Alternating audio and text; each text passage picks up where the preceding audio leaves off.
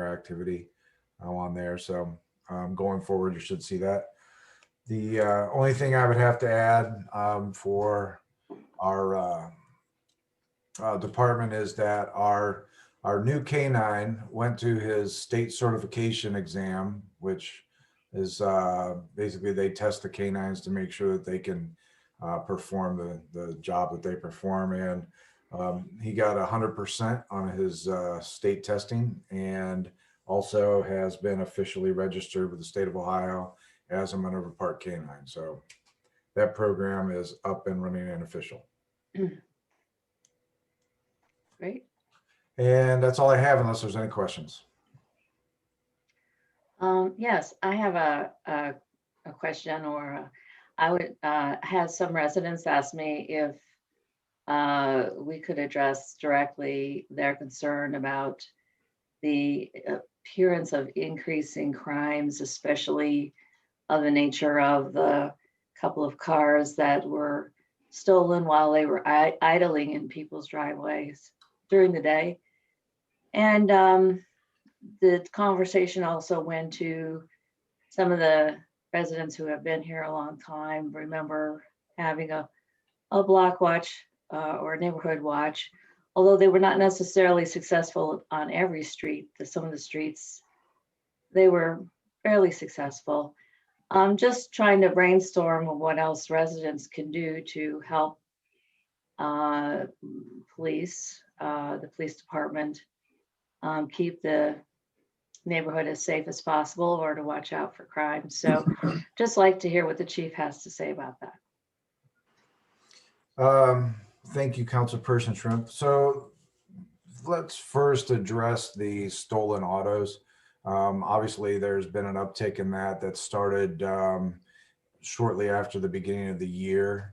It's been all over Central Ohio.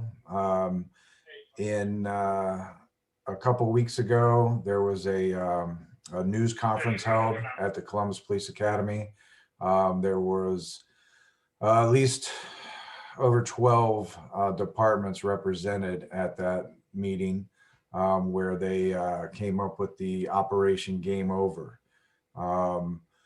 Columbus Police has thrown a lot of resources at it, but the bottom line is at that time, there were 3 groups of juveniles ranging from the ages of 14 to 19. There's since been a 4th group identified. These are juveniles. I think as of last week, there were 22 arrests with around 56 felony charges filed against juveniles and adults. I think overall they've have like 141 criminal incidents involving these groups, and over 500 felonies in total. So one of these juveniles that were arrested said to the arresting agency that it's our society now. You know, you can't. We're going to do what we do. They're out there playing real life Grand Theft Auto. They think it's a video game. They're stealing cars to engage in other criminal activities such as purse snatchings and armed robberies. So we have put out notices, warnings that, don't leave your cars idling unlocked. If you want to warm up your car, get yourself a remote start, lock your doors, and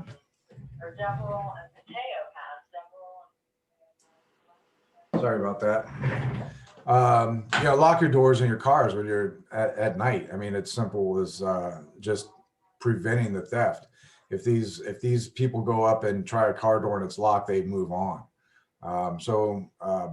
That's kind of the message that we've been putting out since winter arrived was, don't leave your car idling in your driveway unattended.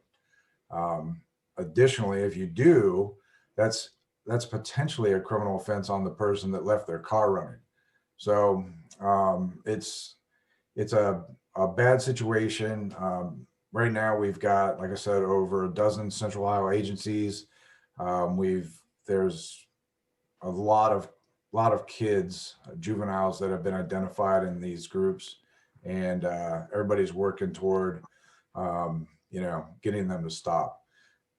It was on all the major news networks, Channel 4, 6, and 10, Fox 28, where they were telling everybody about it. I think we've had it out on Facebook several times, and trying to get the message out there. But people have to kind of help us to eliminate those opportunities for these thefts to occur. So in the mornings, our officers have been trying to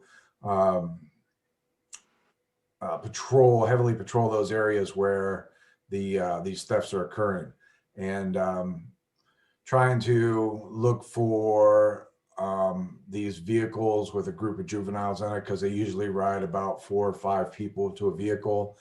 They'll steal a vehicle, drive it to another area where they steal another vehicle, and they just kind of leapfrog around. And then they engage in like more serious crimes. There was an 82-year-old woman that was thrown to the ground because they stole her purse.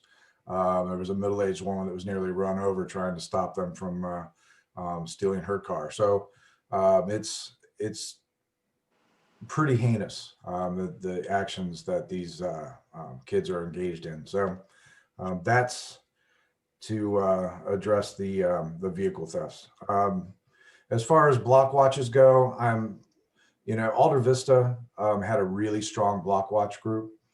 I think there was some interest in some other areas of perhaps starting one. We'd be happy to assist with that. It's pretty easy. You need a block watch organizer. We'll assign an officer to assist with them. And it's basically, we meet like once a month with that block watch group. They can meet many times. And we just give them what's trending, what's happening, what to look for, how to keep their homes more secure, and be a liaison with the department and that group. Okay, that's good to know. Do you think that something like that, like a watch or something would work with these routine reports of people feeling that they're walking on the right side of the road, but they're getting close to being run over by a car? And especially now that it's nicer weather, more walkers, I'm sure. I know that when it's very difficult when you're freaking out and jumping out of the way to possibly get a license plate. It's possible, but difficult. But do you have any other ideas? I mean, besides jumping out of the way, in terms of ways we could work on this problem? I have no idea what effect a block watch would have over the behavior of people driving through the village.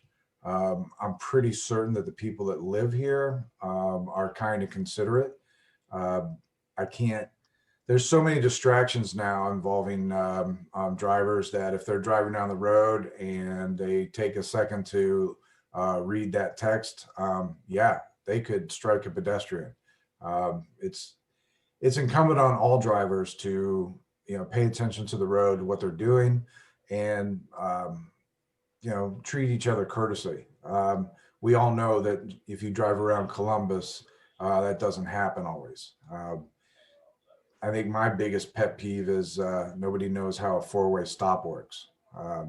You come to a four-way stop, and everybody starts looking at each other, and then finally somebody just goes and darts out in front of everybody else because we all hesitated. So Yes. It's just a matter of I don't know if there's anything that any of us can do. I mean, you walk in a neighborhood that has no sidewalks, there's going to be an inherent risk because you're sharing that roadway with a 2,000-pound vehicle.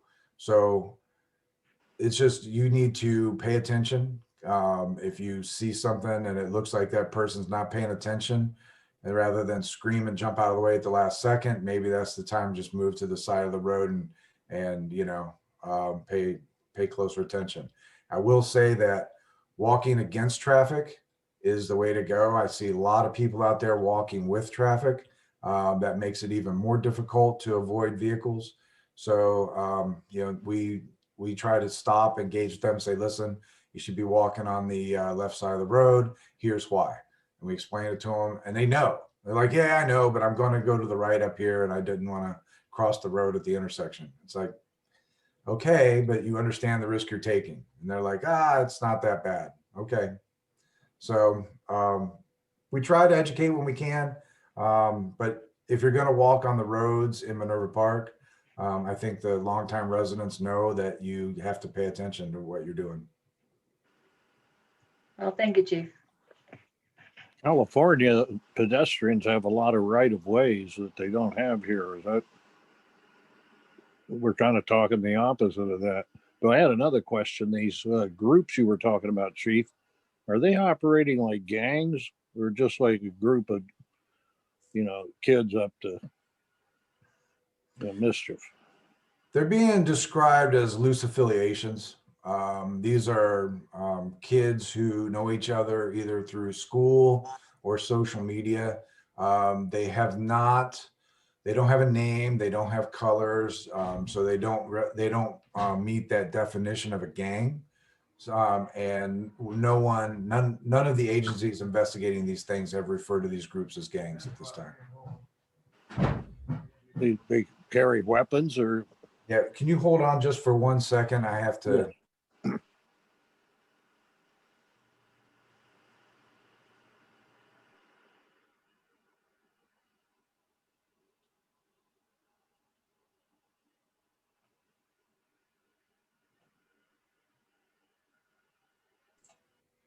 All right, am I back? Yes. Yes, you are. Sorry about that. So yeah, go on, sir. What was your question? Well, I was just going to inquire about whether these groups are, a lot of them carrying weapons. So there have been violent acts. I don't think any of them have been involving with weapons. There may be one or two with armed robberies that have occurred, but I don't think they're not associated. Weapons is not a big part of any of this.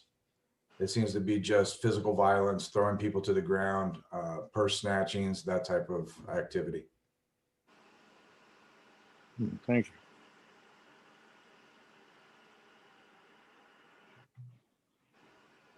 All right. Does anybody else have any questions? Okay, let's go straight to Mike Flickinger's engineer report. I'm just going to give a probably not so quick update, but here we go. Task order number 13 is the 2020 sanitary sewer improvement project. All work included in this project is complete, and we are still waiting for the Insight to submit their post CCTV information before we recommend paying their final invoice. We sent a follow-up email message on 2/23, and Insight responded that they sent the information just last week. So hopefully that will get paid out and all done. Task order number 14 is Westerville City School District Minerva Park School Plan Review. The district has submitted their engineering documents for the proposed middle school, including site plans, traffic impact study. They've completed the review of the district's traffic impact study and site plans, and they're awaiting for their responses and revised documents. So they've given, obviously with that, they've basically given some concerns, and we're waiting for those to be addressed. Task order number 15 of the 2020 storm sewer improvement project. All work in that project is also complete. They're also waiting for the post CCTV, and the information is basically the exact same. We sent a follow-up email on February 23rd, and Insight responded on last week that they have submitted all their information. So hopefully, again, that will be off this list in the next couple days. Task order number 16 is Village Engineering Services. Right now, they are reviewing construction options and preliminary planning estimates for the road work at Maplewood Drive and Cleveland Avenue to Briar Rose to allow the village to determine the scope of a potential project, which is the project that we had talked about just a couple weeks ago, to move forward in 2021 to get that bid out. to get the, that whole area repaved, sewer work, all kinds of stuff in that area. They are going to be preparing the scope of work for this year's CCTV program, including sanitary and storm sewers to be televised. They are coordinating with us on a sewer issue at a particular address. I've been working with Mike. We had someone reach out to us that's had some sewer backups in their house. Long story short, they've had their lines televised. We're trying to work with them to figure out exactly what we need to do. If it's something on the village, if it's something that they need to do, but we're trying to coordinate with them. They are also working on the West Bridge, Elmhurst, Wildwood area. After we've done the storm sewer repairs there, they are still having more than just a lake in their yard. Their garage is now flooding, and that's actually not new. It's been flooding. So we are working to try to come up with some solutions of standing water there. Again, the water is not just standing there for a couple hours. We're talking days. And again, this is affecting the interior of property. This is not just somebody's backyard, like, you know, my complaint. This is actually affecting people's personal property. So this is something that we're working on as well. And we'll be working with the homeowners in that particular area until we find a resolution for that too. So then the final is task order number 18, the 2021 Storm Sewer Improvement Project.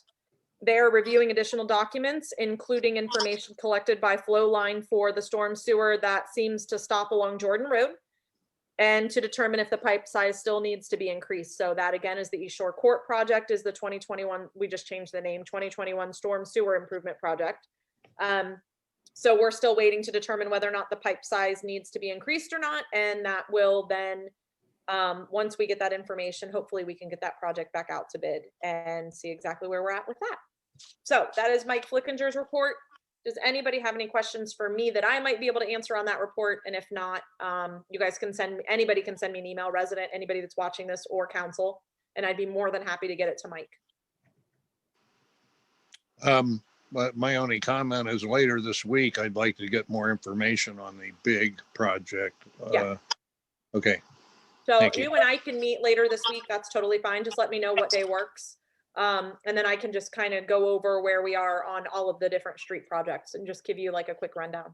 That is not an issue. Oh, thank you very I'd love much. for somebody to take some of it off my lap. All right, so let's move. Any other questions for that? Okay, let's go to Leah for a little brief fiscal officer report. Hi, everyone. Hello. I don't have too much. The 2020 year-end finances are complete. So 2020 is closed. Also, I'll be working on the legislation this week for the levy. I believe the deadline to have that turned in is August 8th. I think that's right. This is just the legislation that council passes to request the information from the county auditor. So you should see that legislation in the next council packet. Awesome. Hmm. Anybody have any questions for that?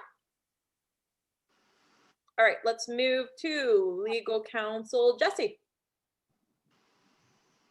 Hello, good to be back with you all. If you don't know, I was out on paternity leave. We had our first son January 15th, so everything's going well there. So if you hear screaming from the next room, please just ignore that. Nothing to report. I've been working with Eric on several minor issues while I was out, but looking forward to get going on that with him. I know there were some questions raised last week about the TIF agreement.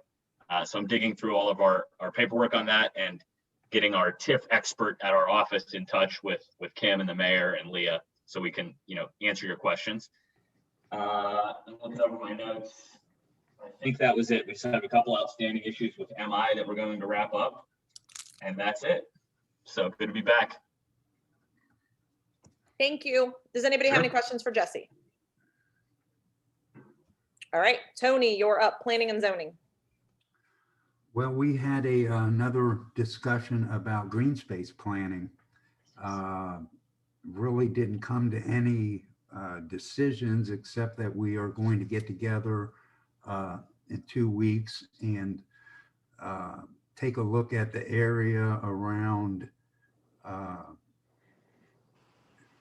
it's a wolf birch.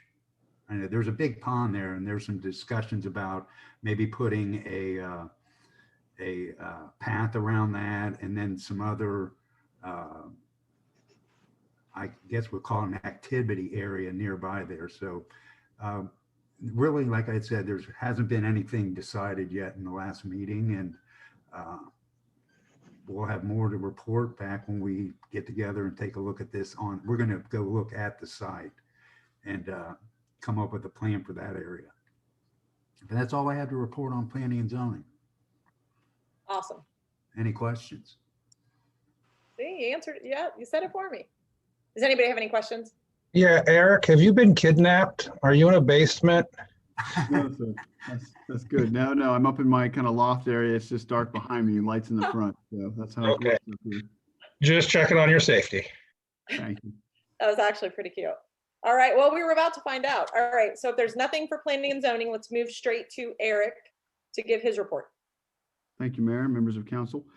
Just follow up on what Tony said. We did have we had a good discussion. It involved the phase 3 lake over there around Yellow Finch, Black Sycamore area. And then we'll continue with that, as well as amphitheater discussion and continuance with the review of how to proceed forward and present to you best way to get that $100,000 out of the state, which has already been allotted. We just have to finish our application on that area. The only two other major items to discuss, Jesse touched on it. We are waiting, Mike actually is waiting from EMH&T, which is MI's engineer, to send forward a plan concerning the mound that Tony brought up some months back. It has to meet the grading plan for the section 7 there, phase 7 and 6 overall, meet the plan. And then, we can put it in front of you to accept all of the stuff. Maybe some other options. I'll discuss that with Jesse going forward, but we'll get some options back to you. And then we expect to see Westerville schools, the middle school has to come back before council. I had a meeting with them and Mike's, Jacob's engineer, traffic engineer Cindy, to go over some concerns the village is going to have. Obviously, we want to minimize our costs long-term with any traffic improvements we'd rather have done now in the beginning. Don't want to deal with issues later. So our engineers and myself are dealing with them on that, and they're working on a plan to present to you, and it will be in front of council for a review, traffic and parking. That's all I have. Any questions? So on the traffic and parking, is that part of the chatter on the Facebook about using the pool parking lot and access to the Hawthorne athletic field they're going to build it? All that sort of thing? I think that's I have not seen that, but that what would make sense to me there is that would be that'll be an excellent residential rumor on how a proposal would work between the areas. I hadn't thought of that. That's actually a good idea. Quite frankly, that wasn't in their plan. They've submitted nothing in regards to that yet. That's the next phase of how the middle school facilities are going to be housed behind Hawthorne. They will be adjacent to the pool area. So that's an interesting thought. I'll have to look at that. Well, if you do, not that people are for it, but at least if it got it paved for us without cost, that wouldn't be too bad. Understood. But can you just what are the entrances for the middle school? What will they be? Will they be just off of Farview as well? Correct. There will be two. There's an entrance, two entrances, and a primary exit, which involves a combination of the bus and traffic from the parent drop-off will kind of intercede together before it goes back out on Farview. The primary issue here has to do with left turn lanes. We want to make sure that those are handled safely. You're going to have a decent amount of traffic for those of us who are parents and driven children to drop off and pickup points.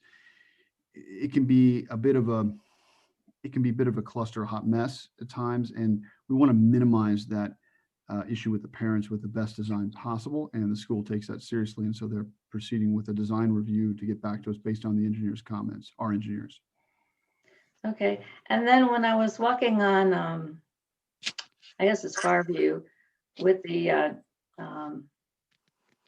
elementary school, they put up is that a temporary or permanent, that little driveway they put between the two houses on that street? I'll be honest, Diane, I'm not familiar with that one. We'll have to Hang go on. over. Is it further down? Yeah, further down.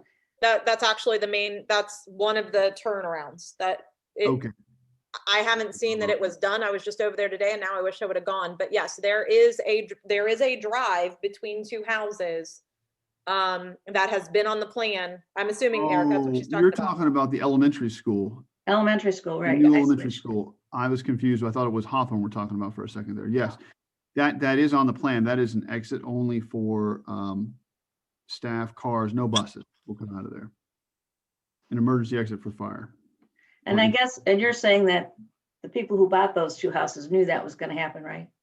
They I'm should have gonna- known that. It was on the plan and it was Yeah. a piece between their properties, but you know, Wow. I'm gonna agree with Eric. It's been on the plans. If they weren't aware, that would be between them and their realtor or MI, but it has been on the plan. It It was just, not it didn't seem like, when I walked by and looked at it, I mean, it was all right, but there wasn't a lot of space Oh, I said the same thing.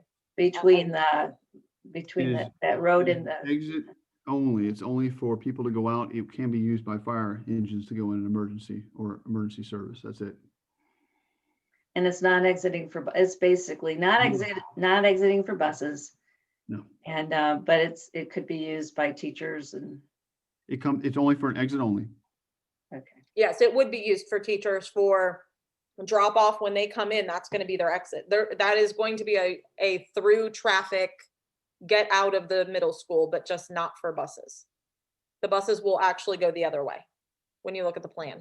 Buses have a circle. They, Okay. they They have go a in and circle. out the same exit and entrance. Okay, Correct. well, lovely. Okay, thanks. I wanted to, before we moved on, I didn't get a chance to say to Jesse, there was one thing we talked about, I had to look it up. It was about the utilities. We weren't quite done. Is Jesse still on? Oh, there you are. Yes. About the utility, we moved the money over, but we still hadn't worked out the split on the utility bill. The water split, I think it was moving funds to storm sewer. Is that what you're talking about, Diane?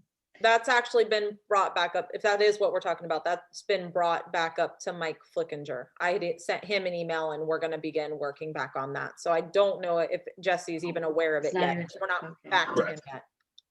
Okay. Correct. Sorry, I didn't want to throw you under the bus yet. No, Jesse will probably be problem. brought into it. Yes, Diane, but not yet. Mike's the one that has been Sounds good. helping calculate the numbers. And it's more of a calculation of numbers and then it'll be processes to going back and getting the exact process of what we need to do, whether or not we have to go, if it's just going to be simple legislation and we just, it sounded, if I recall, it was simple legislation once we get our calculations. And then we actually send that to the water company. I mean, it did seem, because I had actually talked to her several times. So I think it's an easy process once we get all the calculations. The issue that we came across, and I know where the stopping point was, commercial properties was not as easy to calculate. And with the calculations, it was going to go through the roof. There was something to do with calculations and commercial properties that was going to not be in their favor to the point we have to do something. But and I know you guys are too. I just want to make sure that the residents' rates don't go up. If we can keep it within pennies, I want to keep it within pennies. This is just reallocating money. We don't want the residents' rates to go up. So it's a matter of trying to figure out how to calculate something that's totally different, but still be the same. So I know this has been talked about all of last year. Is there some kind of point of no return we're going to get to on this, or do we have as much time as we want?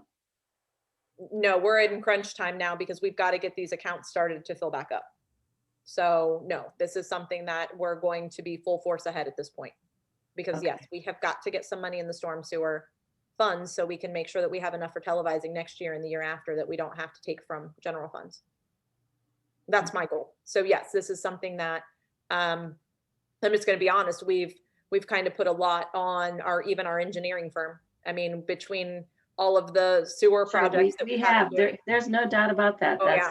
I So- have no question about that. I just Yeah. wanted to know what. No, it's a fair question. I think that that's the low on the totem pole, even though it shouldn't be low on the totem pole, but it also is the least pressing up front because everybody, Westerville Schools needs us to get this done in order for them to move forward. There's so many things that need to move Sure. forward, and this is the one that doesn't really affect them. And it's unfortunate that it's also it's probably one of the most important for us, but it's not you get my point. So yeah, no, it needs to be done to get us where we need to be. I mean, we're not losing any money. It's just going into the water fund, which is not where we Right. need it. Right. So, so no, fair question. And it's something that the hope is maybe we'll set a date for, April 1st. We can at least kind of get an idea of where we're going, or the first meeting in April. So put it on your list to ask me and hopefully I have an answer. Okay. All right, let's move. If nobody else has any questions for Eric, but if you do, anybody, speak now, forever hold your peace. Okay, let's go to MPCA. I know we kind of went back and forth and I did not take you off of there, Diane, and that's my own fault today because I did fix the other thing on there. And to be honest, I couldn't remember if we were putting David or Mark or who we were putting on there, so we didn't fix anything. Well, I don't, David, did you attend the last MPCA meeting?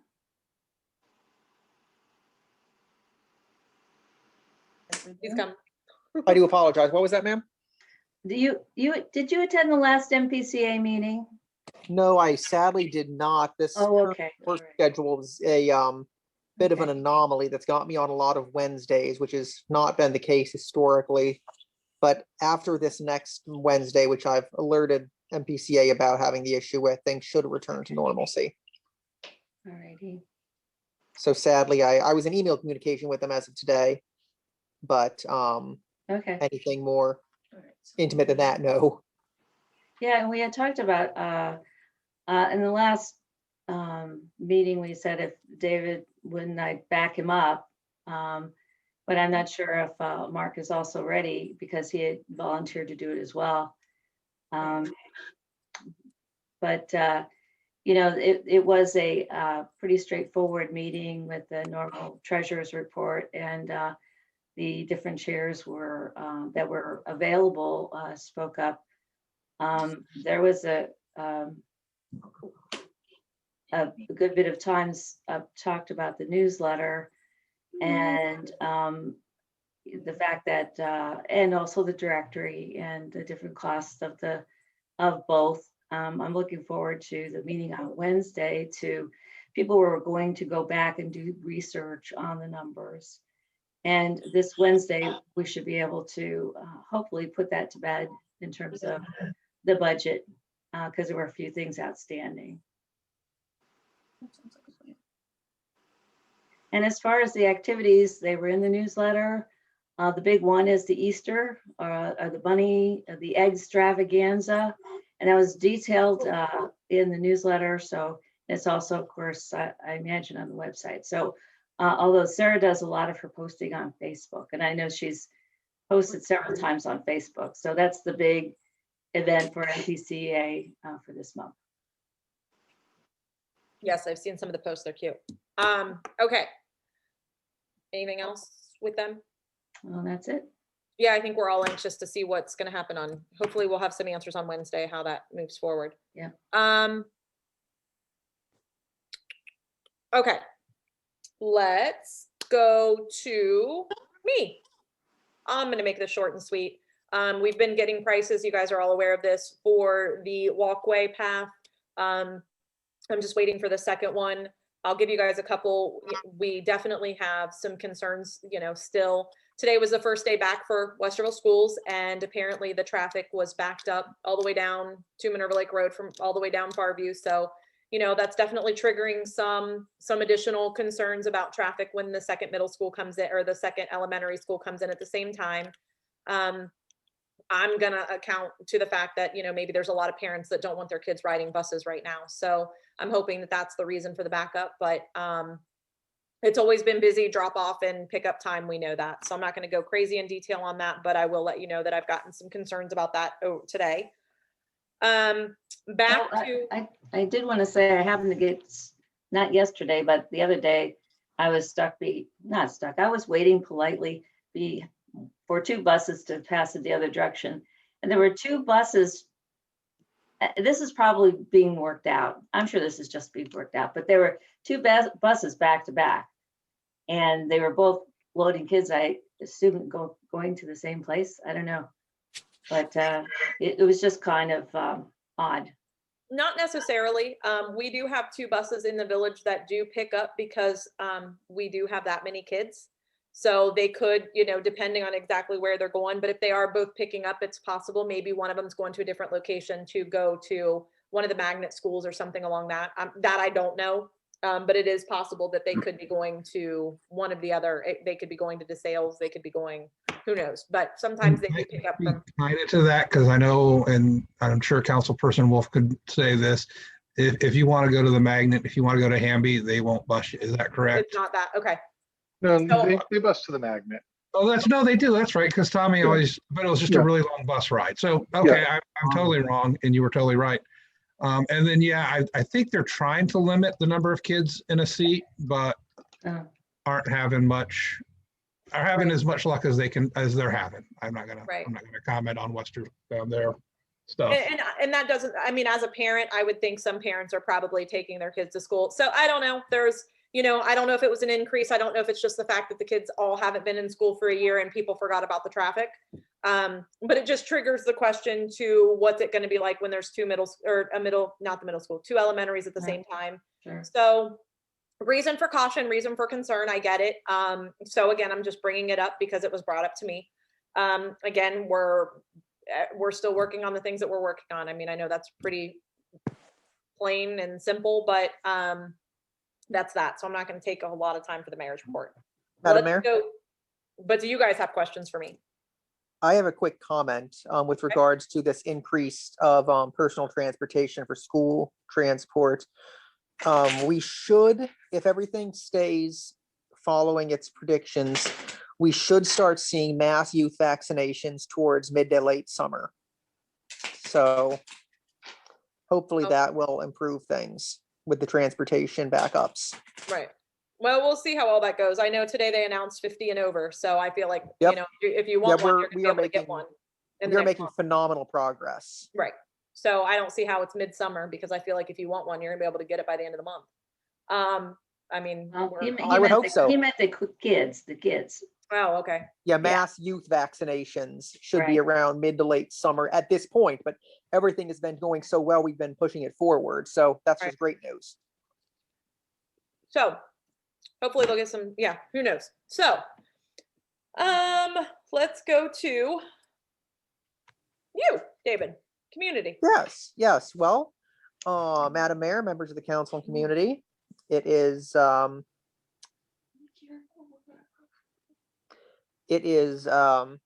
a terribly exciting community report for me today. I have just shot an email towards MPCA on how we can best coordinate to make our summer celebration of the diversity in our village effective, what they think it should look like, what our people think it should look like. It's going to be the first major thing that I've tried to help set up, but it seems like we have some excellent resources and we may even end up combining or adding on to already existing stuff. Again, it's all very preliminary and I don't have any concrete ideas yet, but I'm seeking out and would love to hear what people think a celebration of diversity should look like this summer. What is that date again, Dave? Well, legislatively, it was the first weekend in June June. to commemorate the first vigil that was held here in a response to the George Floyd shootings and the resulting social unrest. But if the village has comparable events occurring at another date, I don't think there'd be a whole lot of issue changing things to mesh up if that's the route we choose to pursue. Again, I sent the email to MPCA today, so it's all very much in its planning stages. Okay. With regards to our famous lake cleanups. I don't have any specific date for that yet, but that's something that I do need to get on, admittedly. I would figure that a weekend morning would work well, like they did last time. We would require the help of our fearless Councilman Benedetti to help us get the lake lowered the week or so beforehand, like last time, so we could really get some effective time down there. Let's see, I was speaking with the mayor about what hoops need to be jumped through administratively and regulation wise towards possibly administering vaccines for COVID within Minerva Park. As a registered nurse, I would volunteer to try to get that set up, or coordinated with other healthcare workers in the community who would be interested. Again, that's all still in its very much planning stages. I have not heard anything back about the ins and outs of doing that, but those are the three major things that I've been focused on. I do not have a community committee meeting date set as of this time. Do any of my fellow members of the community committee or any members of the council or general public present here have any questions or desires for a meeting to be scheduled for the discussion of anything in particular?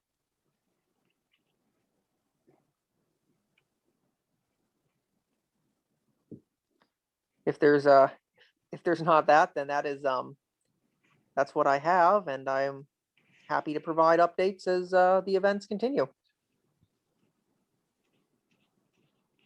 All right, let's go straight to finance. Brian. Yep, Finance Committee met on March 3rd. We did an overview of the year-end financials and our current state. We also began the discussion that was already mentioned earlier of looking into some TIF-based financing for both the community building project and lake dredging. And we will meet again once we know that the fiscal officer and the mayor have gotten some information back on that research from Frost Todd Brown. Yes, yes, perfect. I know.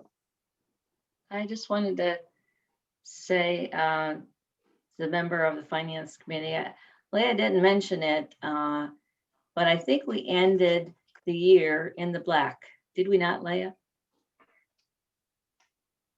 I would hope so. Yes. Well, I think it's a good thing to mention, celebrate the good stuff, right?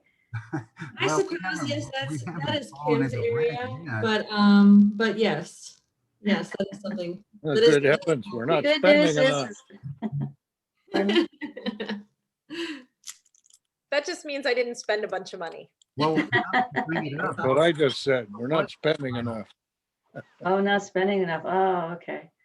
Well, we'd like to But thank the don't administration threaten me. for being fiscally responsible. Yes. Well, again, there's a difference between being fiscally responsible and getting stuff done. So yeah, there is definitely a fair line between the two. So, and we're working on getting some stuff done. All right, anybody else in the finance? Anybody? All right, Joe Streets. I always steal your thunder on this, so I don't know if you're gonna have much. Well, I don't have a lot because just being named chairman, I plan to set up a meeting, but I was going to get with you and whoever else I need to get a briefing on what all the different street projects and proposed projects and complaints. And Like I had said the last time, I think the big thing coming up is pothole, maybe crack ceiling. We may need to start talking about that. Mhm, right. definitely. Because that's something that we started looking at in March of last year, and we never really got any further because that's kind of when everything blew up. So I'd actually had a couple people come out and give some estimates to do the ceiling and all that, and we didn't go anywhere else with it. Potholes. Well, do Yeah. pothole complaints go to you, Tony, over at, No, I don't. I mean, they can't, I have gotten some emails from residents, but very few. And I would imagine the complaints go straight to the mayor or to the community building. Well, So- is there a website, is there a web form for that on the website for There's pothole? I don't know if there's a specific, we had talked about that, and if it's not, that's definitely something that we can do to report a maintenance issue. And 311? yeah. The other thing is there's just a typical contact form that people can also fill out. That pretty much goes for anything and everything. So, but that is something that we can look into to see if there is an actual maintenance form. I think most people do just send me an email. Whether we just fixed the light at Minerva Lake Road and Cleveland Avenue, the light was out there, but it wasn't just like the socket was broken and everything. So we actually redid that whole thing, put more of an LED that's supposed to last longer. But as far as potholes go, this year I am going to try somebody else, just as an FYI for you guys, if you guys don't care. We had used the same person for a long time, and I'm really just going to say this because I know I feel like the people that have done it in the past maybe weren't the least expensive. Not even the least expensive. I feel like they were probably one of the more expensive options. So we had just gone with the same person for the longest time. And I think part of having new administration is doing things a little different instead of continually just doing the same thing over and over again. So I've reached out to some people to fill potholes, and the person that gave me the estimate for the path, I had talked to him and he told me that he gave me a roundabout of what we should be paying, and it's nowhere near what we paid last year. So I'm going to try to give him a shot this year and see what happens, and hopefully it works out. So just as an FYI. Yeah, because the last group, we probably got what we paid for then with the last group, because it's not great. Well, and it was over $1,500. Yeah, And that was yeah, this person said it shouldn't be anywhere near there. okay. So, so we're going to try it. We're going to see what happens, and hopefully we can get those done. We like to try to do them towards the end of this month, just because again, if it freezes again, but I personally do not have one pothole emailed to me, or that this is the first time ever. I don't have one. So, and to be honest, I went and walked earlier. I didn't even see any. So Tony, send those over. Joe's technically the one in charge of those now. So either send them to me and Joe, and him and I can coordinate on it. Well, I haven't heard anything either, and I Not this haven't year, seen okay. any either, to be honest with you. I haven't Like seen I any. said, the one thing that I see that may be coming up is more the crack filling. I do too. So anybody that does have potholes, sees potholes, start getting those over. Usually it's from cold, hot. So maybe in the next week or two, we might start seeing some, but as of right now, I have not personally received any complaints. So as you guys are out walking, just let me know. The officers do typically report them too, just as an FYI, because they're out on the streets all the time. So if we see or hear anything from them, we'll also get it done. The biggest issues that we have is right there on the service road. But of course, there's a fine line between which one's Columbus fills and which one we fill. Right there at Farview and right there at the service road. Part of that is ours and part of it's not. And so we'll deal with that this year. All right, let's go to Diane, communications. Okay. We did have a communications meeting, and I do want to have another communications meeting soon in the month of March, definitely. And we discussed, the topic was the newsletter and communications and how that was going. And, you know, of course, we have a combined effort with the village and the MPCA for the newsletter. And we were talking about additional ways of communicating, possibly with proactive email and also texting. So we'll be, the next communication meeting, we should be finalizing whatever we feel is going to do the best job for those kinds of communications. And so, and that was basically the sum of the meeting. And again, we're ready to schedule another one and look at some possible software tools that will help us with various forms of communication. I have to say with the directory I'm working on with the MPCA that it takes multiple ways to communicate with people. We had people are saying whether they want a printed or a paper directory or want one at all. And we have the people emailing, we have people calling, we have people putting notes in the mailbox, the MPCA mailbox. So we have all kinds of ways that people Wrap it can up get back to eventually. us, Or you which call is, which is great. So, but that's my report.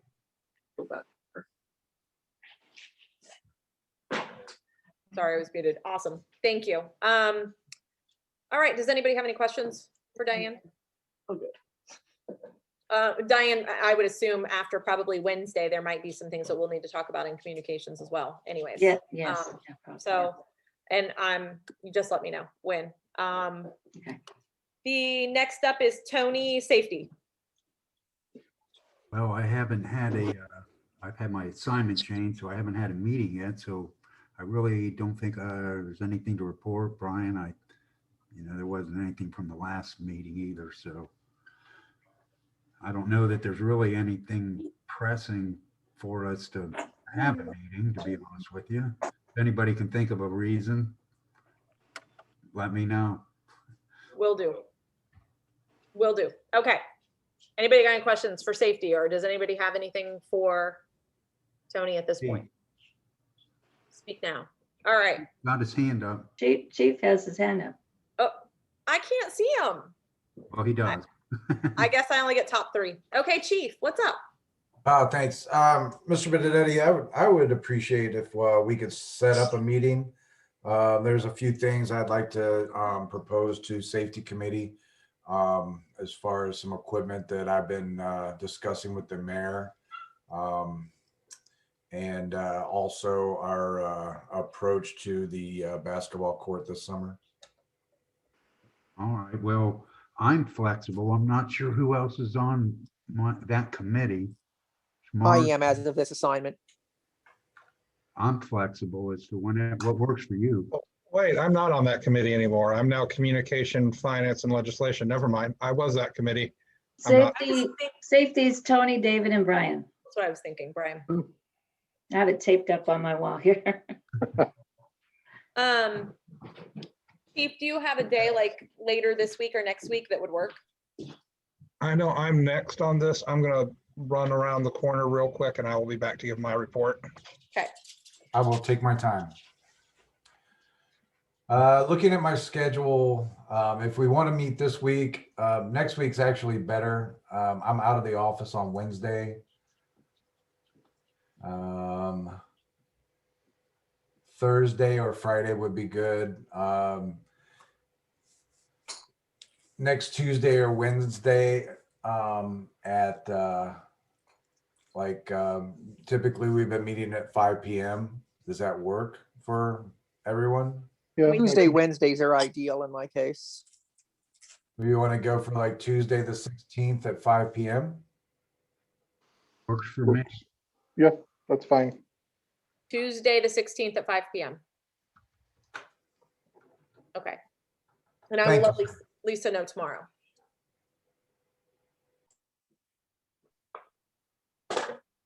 Okay. Okay, perfect. All right, let's move to legislation. Mark, if you're back, if not, we will wait till you come back. We know you're getting something. Here There he is. There he is. I just had to use it, as the elementary kids say. So we have not had a legislation meeting since our last council, so I don't have anything to go over there. I mean, I guess we're straight into reading things unless anyone has any questions. We do have another one scheduled already. It is for the 22nd at 6 o'clock.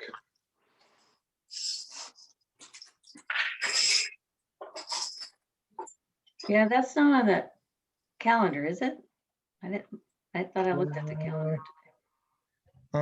It's written on my tiny calendar, so unless I just hallucinated it, I think. that Yeah, should- it's on the calendar. Is- Okay. It's on the public calendar. I can look and see if it's on our, if the invitation has been sent out for it yet, but it's on the one that's on the website. Website? Oh. I guess it- But for sorry, I missed Yeah. that, for legislation? Yeah, Next, before your first meeting at 6:30? no, the 22nd, it's on the calendar. Oh, okay, it just, I did the shortcut view and it wasn't, it's not showing up yet, which is fine. It's, I had to have to open up the calendar and I'll find it. Okay. Gotcha. All right, so I think I'm straight into reading. We have resolution 2021-03, appointment of Kimber. This is going to be our third reading, so I'll move to approval. This is, of course, our new K-9 officer. I think I referred to Kimber as a he in this one. Is Kimber a he or a she? She. He, okay. I somehow had in my head, I was thinking Kimber was the she. She is a she. She is, a she. That is correct. She. That's because of Kimberly. Yeah, that's what I thought. It should be she. Okay. She So, identifies as female. okay. In that case, I move to approve her appointment. Second, All right, let me make sure I'm on. Okay. Councilman Bruger, Aye. Councilman Curl, Aye. Council President Wolf, aye. Councilman Benedetti, Aye. Councilperson McNamara. Well, I typically ask the chief if there've been any observed issues for human officers. Is that been the case, that there's been no issues with Ms. Kimber? Not at all. She's Well, a- in that case, she's a darling. aye. All right, and then we have Councilperson me. Shrimp. I, All right,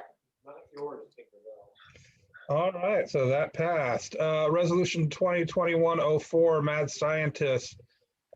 This is for turning that one pond that we've talked about all the time. It's the first one you come to after you walk down by the spillway. And putting some native plants, turning it into a lily pond, getting some, hopefully some wildlife, hopefully keeping the geese out of it, I think is part of it, because the geese apparently don't like swimming through lily pads or what have you.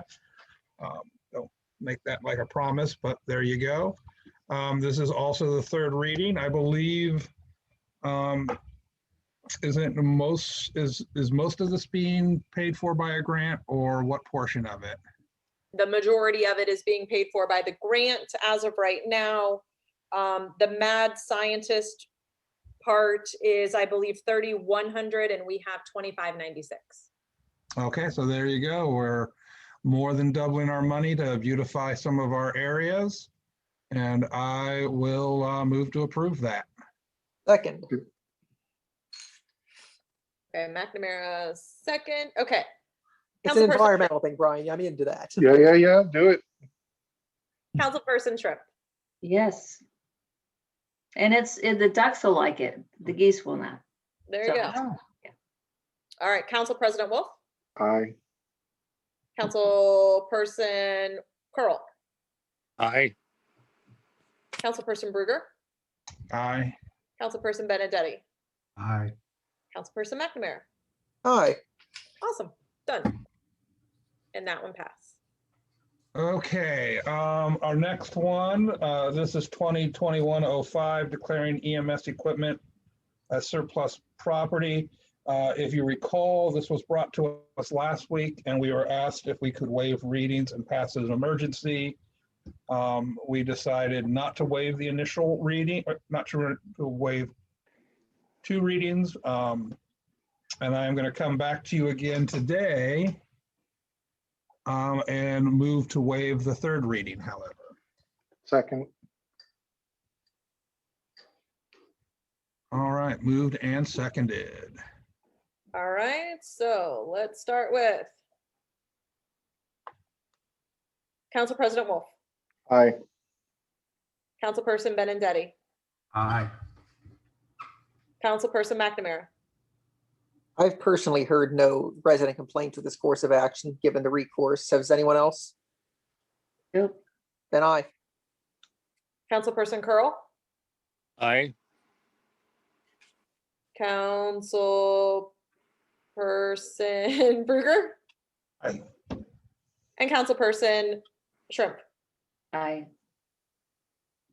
All right.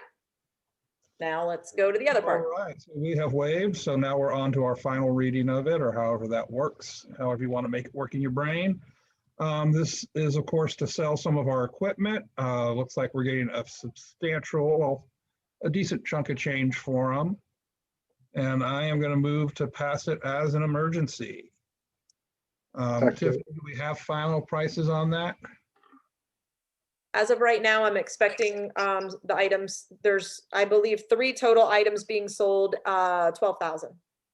So There all you in the, all above. One of the items is not even listed on there. So basically we got a pretty good lump sum for all of them. So, but yes, 12,000. All right, and I think I interrupted Council President Wolf's second of me, so I'll let Yeah. him get it out. You can second that. All right. Wolf second. Councilperson Shrimp. Yeah, it is going in the general fund, the revenue from this. If I told you, I would be lying. I'm not sure if we're actually going to put it directly into the EMS.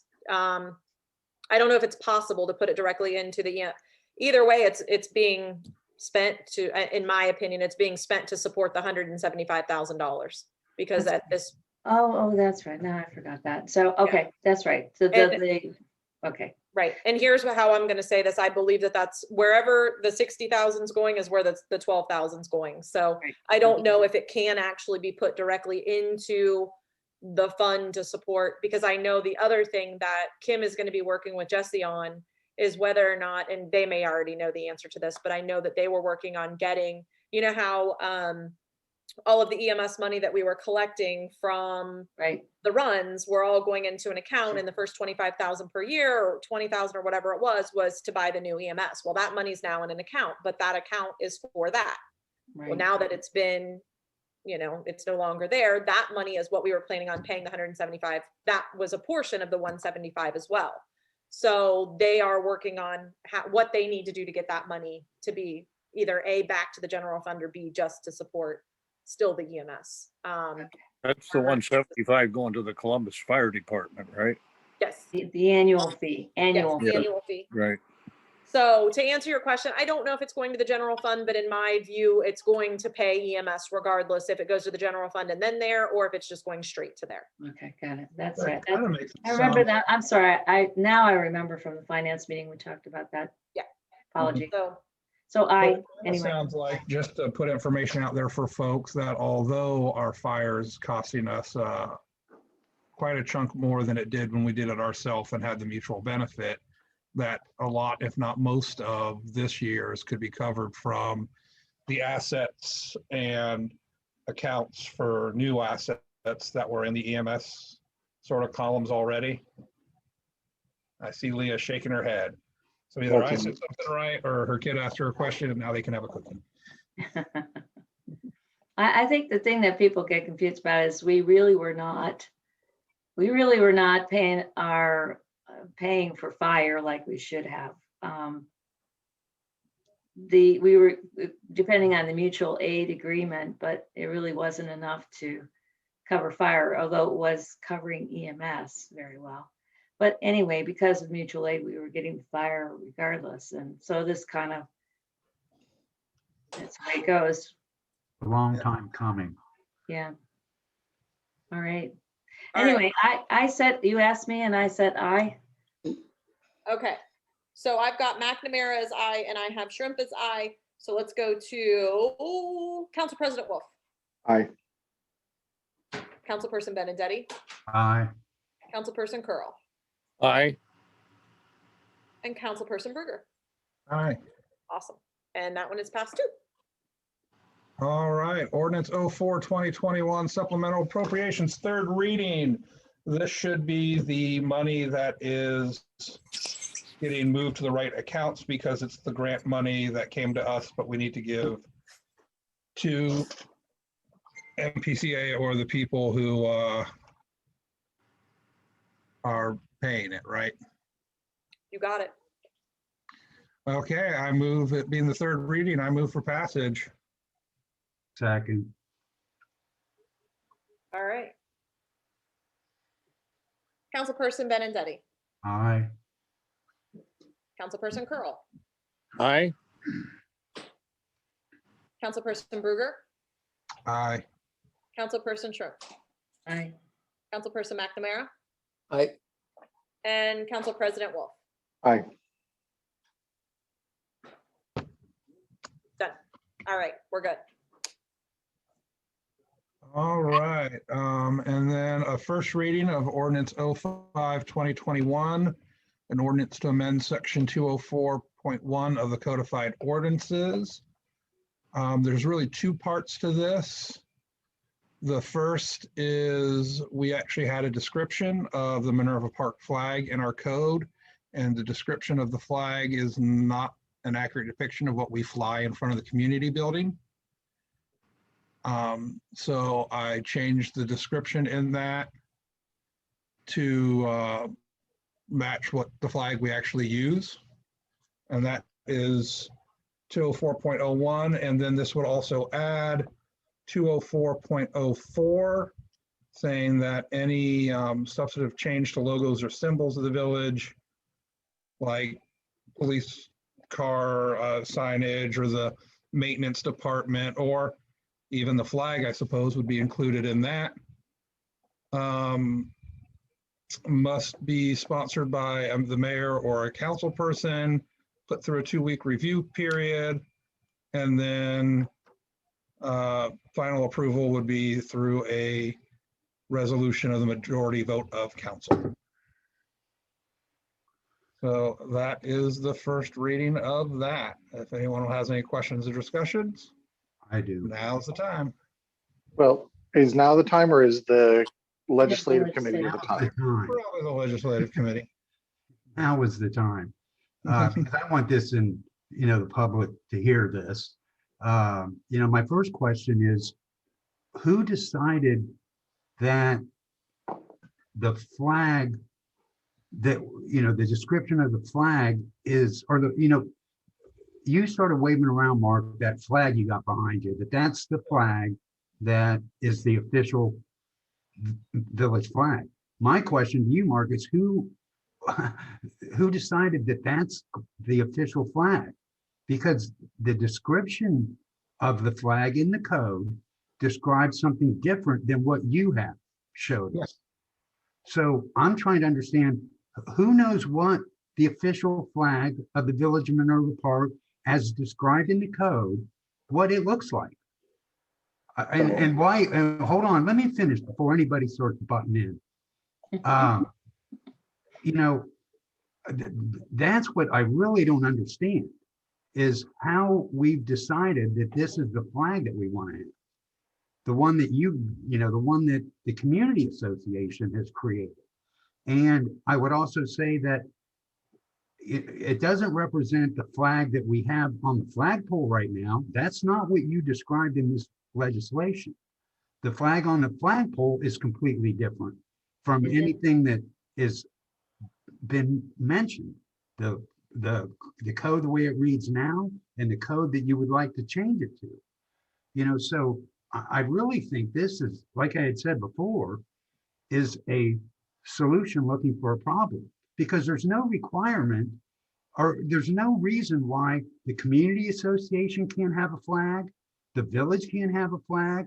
We've got an official flag as described in our code, and there's no reason why we need to do this piece of legislation.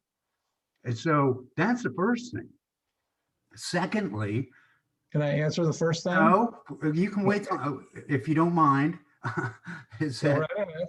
secondly, you're asking to make changes to the flag, the way it's been described. And you're not asking for the 2-week review process. So it seems, ironic that that the committee seems to feel that we need to have the residents of the village weigh in on what the logos are going to be. But this particular change that you're proposing to make doesn't get the 2-week review. You know, so like I had said, this piece of legislation is, well, with all of the pieces of or all the parts of the code that I've mentioned that need to be addressed and fixed, for the committee to pick this one code and decide that this is what we need to work on right now is ridiculous. And I would say that the process, when you describe a 2-week review process for review and comment, you know, that needs to be described a little bit better. It is so vague and open for interpretation as to what that really means. You know, so what I'm asking is for this to be tabled until you figure out what it is we're really trying to accomplish here, because it doesn't make any sense to me. I'd like to see, first off, what does the flag that's described in the code look like?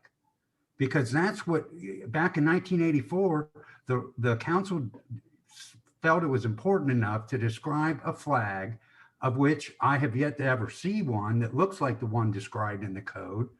And again, I don't even understand why we have to change it, because there's no requirement that we fly a flag that's the official Minerva Park flag.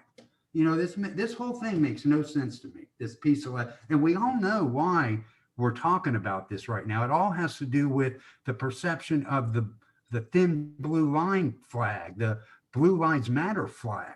And this is a great example of how some people think that flag is offensive. I'd like to know who decided that the Blue Lives Matter flag's offensive. You know, there's been some internet talk about how this flag was at the protests, and that all of a sudden this the Blue Lives Matter flag now all of a sudden means something that I didn't understand, that it was taken over by the white supremacists. It wasn't until it was brought up at this part of the discussion to changing the decals. You know, so I would say, who decided that the Blue Lives Flag Matter is offensive, and who decided that we need to change the official flag of Minerva Park? We don't even know what it really looks like. What do we fly now, Tony? Don't we fly the American flag with the state of Ohio? No, there's a flag. I think I drove by there just a little while ago. I think it's got a tree on it or something. You know, the flag that's on the flagpole right now. It's not the flag that's described in this piece of legislation that we're about to pass. So there's only one flag, and it's the local flag? No, we fly the American flag, and Okay, underneath okay. it, And that was, Minerva Park flag. and the American flag was the blue line flag? No, Joe. That was a different thing.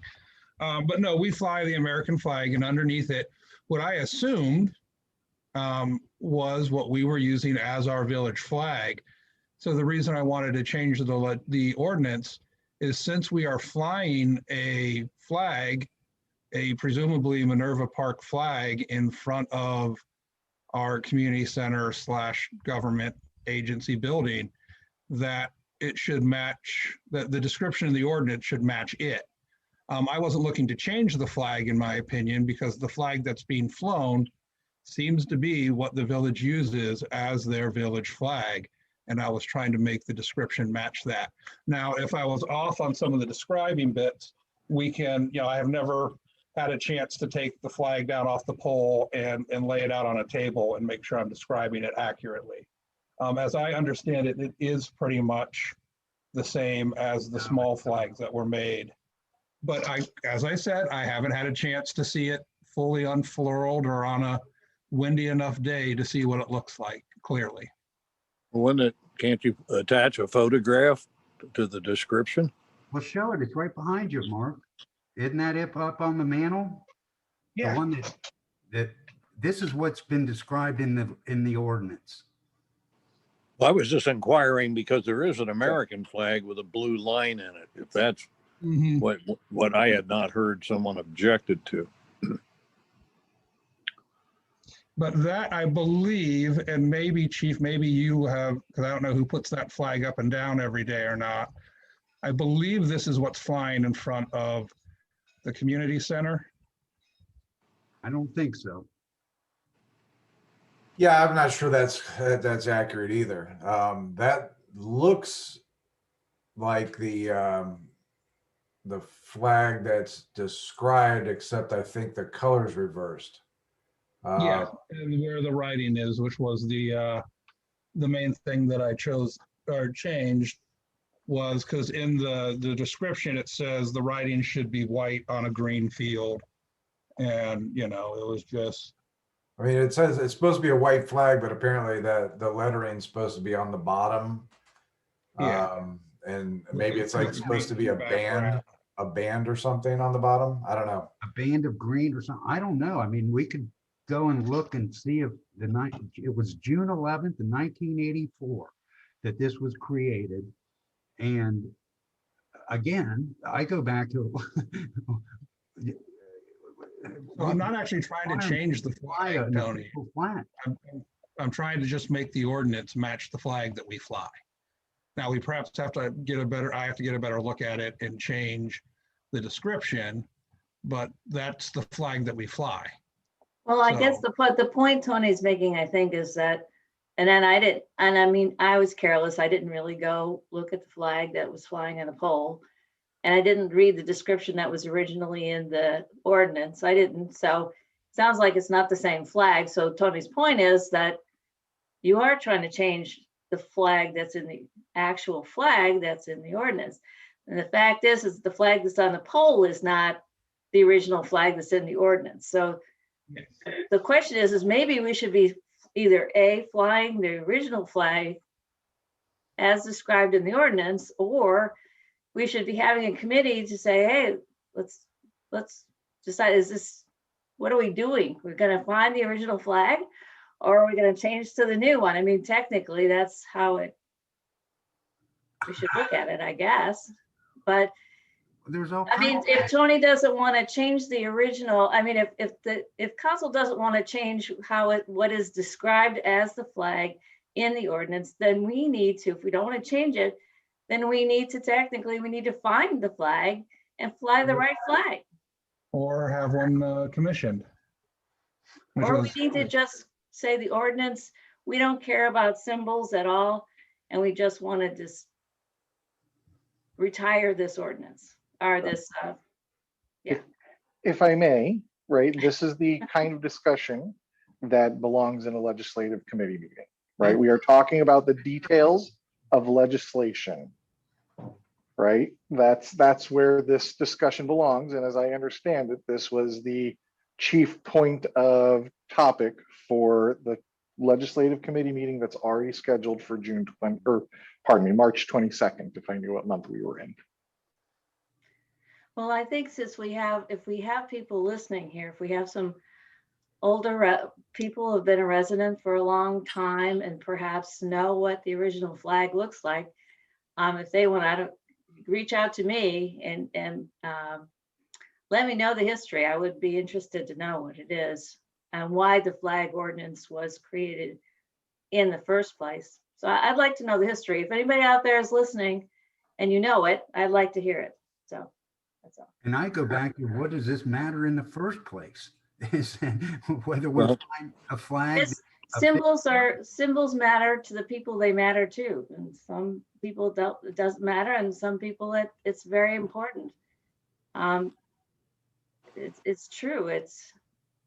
Well, flag usually represents another original item, which is usually, and sometimes they call them coat of arms, and other times they call it the colors. But okay, so so what's on the flag may be on the stationery and the envelopes and so on. So the only thing that I'll point out here is we've definitely beat this with a stick. This has been a conversation of probably 4 meetings now. And I'm going to say this, I think many residents would really hope that we were putting our best foot forward on a lot of other topics other than talking about a flag. But I know that, like you said, it only matters to those that it matters to. So, I mean, again, I think this is going to be the 4th legislative meeting that we have been talking about this, or scheduled meeting that we're going to talk about the flag again. So, in Tony's point, We're going to talk about, you know, whether or not we need to have a 2-week review, and, you know, maybe the topic needs to be, does somebody want to create a flag and, you know, start in Yeah. that direction? So maybe it's I- not legislation. You guys can talk about it in legislation, but Yeah, frankly, maybe it's a I topic of don't a- think we need a flag at all, but that's. so, yeah, I mean, But if we do, we need to decide on what it is, I think. right. The real issue is this isn't really about the flag. That's where it started. The police Right, cruisers that's already where it have started. graphics, and that's really what this is about. The police cruisers have graphics. If you guys really want to change that, I've already told you, I believe between myself and the chief, we are more than able and capable of creating something that the residents will appreciate and will approve of. And that's my 2 cents on that. So let's that's- just do that's this. It's done, been right? read for the first time. Well, Isn't that Typical done flag now? design doesn't have graphics on it. Right, but Picture, that's photograph. different. Isn't that done now? Mayor? Yes. Yeah, Three of them that's have been been- ordered and it's done. They're already on. 3 of the cars have already been done. We're waiting for the 4th car to be done. The 4th car is on delay. And we're just gonna go COVID. I mean, I guess that could be an excuse for absolutely everything, but it really is. No, It's on back that's order. always been that way, right, chief? I mean, usually they come in like 6 months after you. After order, we it seems expect it. like. Yeah, so it is So, coming, yeah. but obviously, What Go ahead. basically happened was that the COVID relief packages were used, the money used were to purchase, some police departments and cities used that money to purchase cruisers. Uh-oh. It doesn't sound like that was a proper use. Time will tell. Our legal team said that that was a no-no, and we didn't do it. So, Good. yeah. So that's why that there's a delay, because the demand has distanced the supply. Well, other municipalities have bought cruisers with this, and that they've seen it as all right. But we don't. So the argument that I think they're trying to use is distancing between shifts and trying to provide sanitary environments for the officers. And Joe, they the argued problem that is some of they these argued places are that getting you in can't trouble. like wipe down the vehicles in between shifts in a short enough time to make it efficient. And so by purchasing a vehicle, and we're talking like they're purchasing a vehicle for each officer on the department, that type of use of money, not just an extra one. We're talking multiple. Yeah. So they have to make that argument. If they can't, then they'll be responsible for paying for that money. So it's kind of a risk reward thing. If they had the money to do it, they could risk it. If it works out for them, great.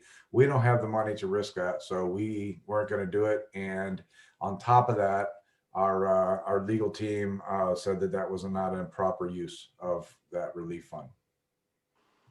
That's why. yes. Thank you. Good decision.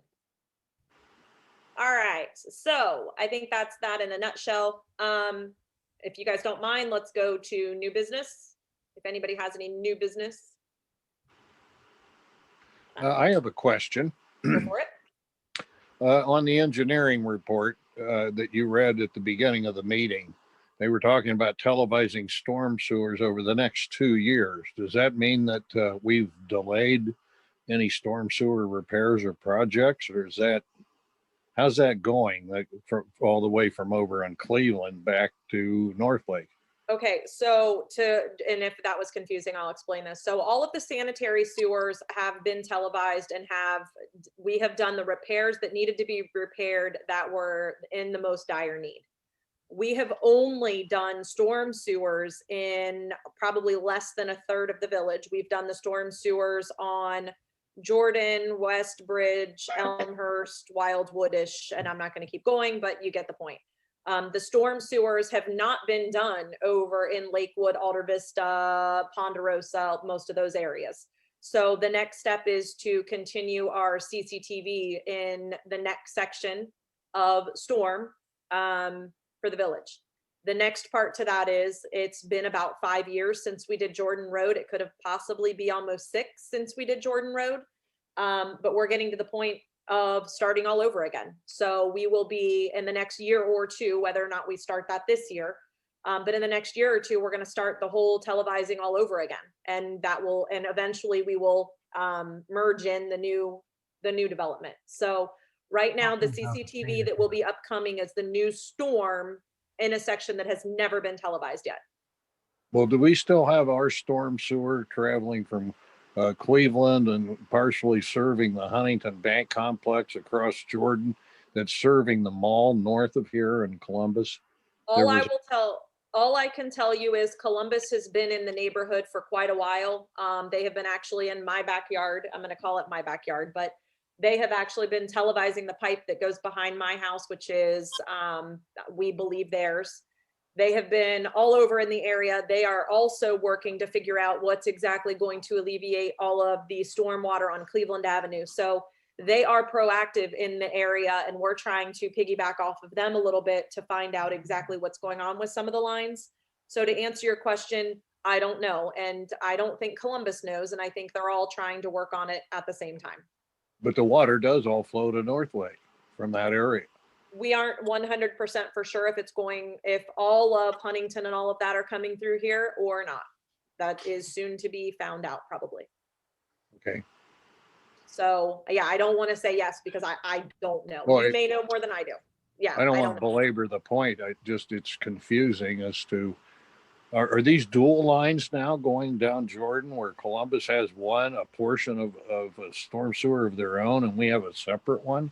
So all we know is that the line behind my house just again, it's still up in the air. The pipe that ends in, what is it, Tony? Is it I think the way 2620? it works is that it starts off as our line, then it becomes part of a line of the Right. 54, and then I think it becomes a Columbus line. I mean, it's it's trying to figure it out, and Columbus is actually doing some work back there to try to get to the bottom of this. They are. Are they planning to relieve excess water? Or are they planning to add to? They're trying to figure out where their responsibility lies. Right. Because it all does end up in Northway. So here's One way or another. the easiest way to answer this question is there's flooding on Cleveland Avenue, and they're trying to stop the flooding on Cleveland Avenue. And they're trying to figure out why it's not flowing to wherever it's flowing. So, that would make me think that, yes, it's all going to North Lake. But I don't know that for sure. They're trying to find out if the apartments that are over there are actually connected somehow into those as well.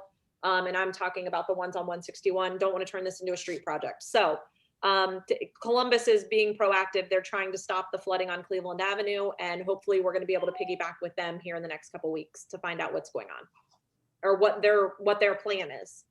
So they plan to move more water faster down to what amounts to our problem area at the end of Jordan. We don't know that. And East Shore. As of Well, that's right where now, the water goes. no, as of right now, that line ends in 2620's yard and nobody knows where it goes. Nobody the can get the water line flows past downhill. 2620. The water still flows downhill on a pipe or not. Well, as of right now, it ends. They don't have a pipe that goes any further. That's what we're trying to say. Nobody can find where that pipe goes. And it's, according to the DI, it's not going into North Lake. That's what the issue is. Nobody can figure out where, Tony, correct me if I'm wrong, but they've put all of the DI in and it's not coming out in North Lake. No, and it's the line stops in Eddie Bell's backyard. So we don't, I would love to, say certain things, but yeah, I have no idea. So, I wish we did, but that is the moral of the story. The moral of the story is nobody knows where it's going other than they can't find the dye. Well, I just hope Mike's taking this into account because we certainly wouldn't want to size the pipe at the end of Jordan and then size the pipe for the East Shore job and then find out it's not up to capacity. And that's exactly why they're stopped where they're stopped, is to determine the pipe of the size. What did I just say? The size Pipe of the size. Okay, so let's go to some The old flag of the business. wave. Whichever way. Let's go to old business. Does anybody have any old business? All right. Brian, this is you. Move to adjourn. Good night, guys. Bye. Bye. Right.